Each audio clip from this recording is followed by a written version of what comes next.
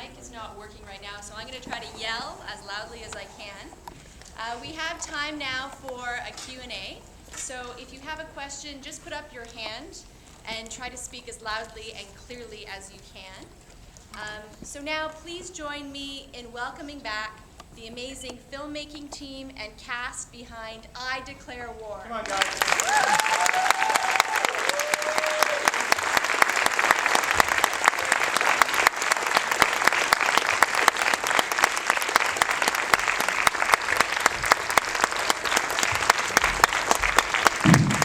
Hey, mic is working. Okay, so are there any questions out there? Right over there.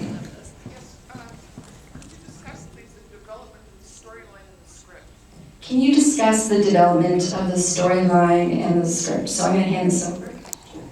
Hi, so I wrote the script in 2002. I was living in Japan, teaching English at the time, and watching a lot of Japanese movies, which tend to be very emotionally intense. And I wanted to write a story about what it was like to be 12 years old, and the emotional intensity of being 12 years old. And I just clicked on this idea of a war game, which is something I did and all my friends did when we were 12, and this sort of conceit of, like, what if we were seeing it through the kids' eyes?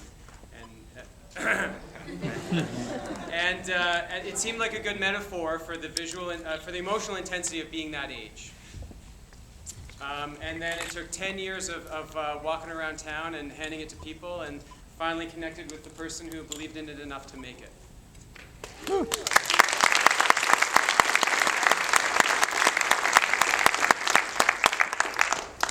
Okay, any other questions? I think I see a hand right back there. No, maybe not. Oh, okay, sorry. Right there, thanks. I do admire the way that you guys definitely went, you did not censor yourself. That's how kids would talk. They see it in their world, and they see war movies, that's how they act. I definitely associated with that. But was that a challenge? You say it took 10 years to sell this script. Was that a challenge to try to get, got to get a bunch of kids to say fuck a lot? That was really, really easy. No, not for the kids themselves, but for, say, casting that or getting financial backing. That was the message, basically. It was like, great script, love it, sorry. Too crazy. But I mean, just a testament to the risk that these guys were willing to take to say, yeah, this is, we recognize the honesty of this, and this is something that actually happens, so, damn the torpedoes kind of thing. So God bless them. Not quite damn the torpedoes, but yeah, there was a real truth and honesty about the script that appealed to us. And I mean, there are not a lot of films oriented towards a young plus audience that are as communicative on that level to its audience. So it's kind of unique. See a hand up over there. I'm wondering if there's a significance as to why you didn't see until the end, or why Joker seems to be the only one with a more imaginative powers. It's partially. Joker's powers are just about, like, any guys in this room. I don't know. I think it's a guy thing. When you're 12 and 13, you blow up a lot of stuff with your brain. Rob still does, actually. Yeah. Caleb not speaking. I mean, the movie works in a lot of tropes and sort of generic requirements of war movies, and there's always the quiet guy that's kind of crazier than the others. So that was just sort of a generic convention that I wanted to have fun with. Right here. I'm really impressed with the way that you guys, the way you hold the guns, your postures, the way that you handle yourself in the battlefield. Did you go through any police training, military training, anything Kids? like that? There was before shooting there was a preliminary, I guess, training camp. day. Yeah, we boot call camp. it boot camp. And just so that everyone in the cast felt comfortable with whatever weapon or Yeah, we had an amazing stunt coordinator called John Stead, and an amazing special effects and armor guy called Max McDonald. And the scariest part of the movie was on that boot camp day when the armorers brought the weapons out. We were all like, okay, this is going to be interesting. Every one of the cast knew exactly what every one of those weapons was. Call of Duty, because they play Call of Duty. Yeah, they're like, oh, this is the AR-15, but it doesn't have the modified grenade launcher. All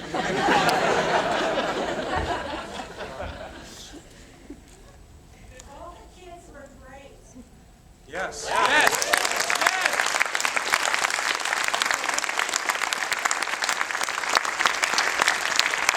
Thanks, Mom. Question. It wasn't safe to say that. I work with kids, and I know that games of war are this intense.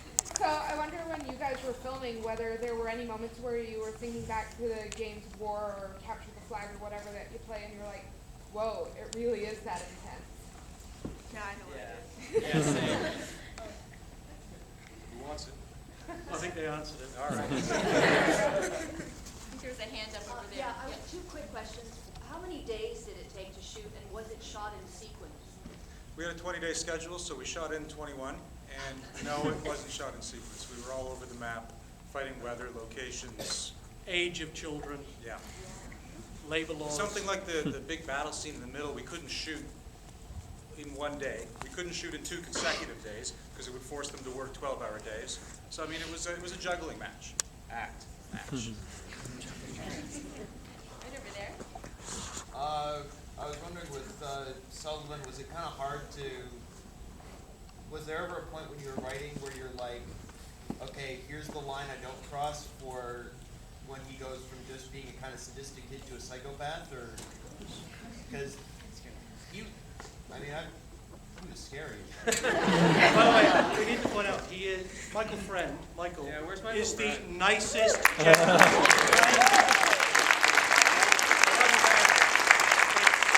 The performances in this film are remarkable, but Michael is just, he finds this deep-seated psychopath, as you say. It was never going to be a movie about a kid who really gets seriously hurt in a game of war. It was always going to be like this is without social filters at that age, you can really say hurtful things. Like it's perfectly normal in grade 5 or 6 to walk up to another kid and say, I hate you and I wish you were dead.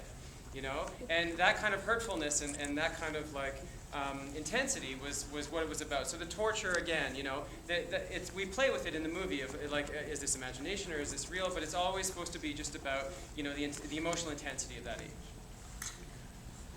Right over here. For the character of Jess, how was it being the only girl in the cast? I was waiting for this question. It was. Oh, we've run out of time, sorry. It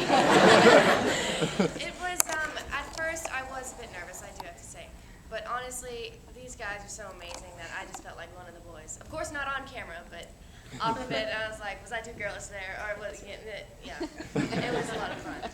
When we did the boot camp, we allowed every one of the kids to fire a weapon with blanks.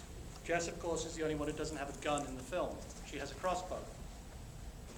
She was taken aside by John Stead, our stunt coordinator, who showed her how to fire a crossbow. You can't fire a crossbow with a blank.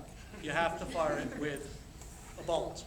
So she goes across, discreetly away from the other boys, and very first time, John shows her how to do it. She takes it, I don't know, 1,200 pounds per square inch under pressure, all yada yada, all that technical stuff.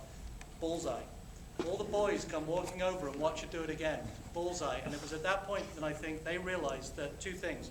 1, they just shot blanks. She shot a real bolt. And 2, they were in trouble.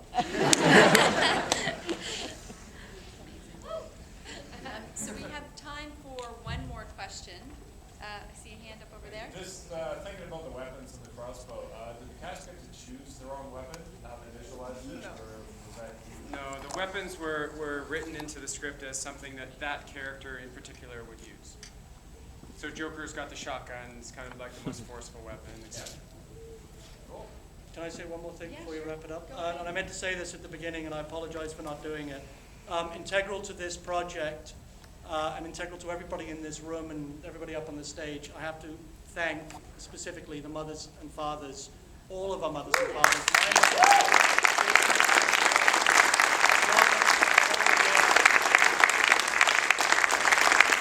We could not have done this without any of the parents and our parents. I just want to say they're acknowledged in the credits, but it's important that they're acknowledged and everybody is aware of that. So, thank you.